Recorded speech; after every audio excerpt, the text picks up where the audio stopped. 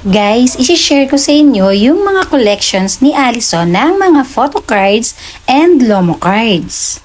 Ito nga pala yung isa sa mga album na nakalagay sa kanyang desk. Kinuha ko at syempre vinidyohan ko na rin. Yung iba po rito ay nabili namin online at yung iba naman binili namin sa mga malls na pinupuntahan namin. Napakahilig kasi talaga ni Allison sa mga K-pop. Kaya naman kapag kami napupunta sa mga mall, hindi talaga pwedeng hindi siya titingin ng mga Lomo cards at photo cards.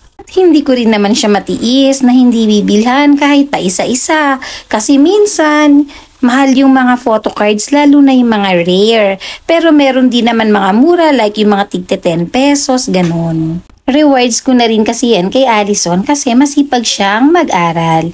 At lagi din naman siya nakakapasok sa Achievers, minsan sa Honor, ganun. Kaya rewards ko sa kanya dahil nagsisikap siya at tumutulong din naman siya sa mga gawaing bahay. Madiskarte rin si Allison dahil nakakagawa siya ng paraan para kumita ng extra. Nagtitinda-tinda siya dito sa may bahay ng iba't ibang klase ng mga pagkain at meron din siyang mga iba-iba pang mga binibenta.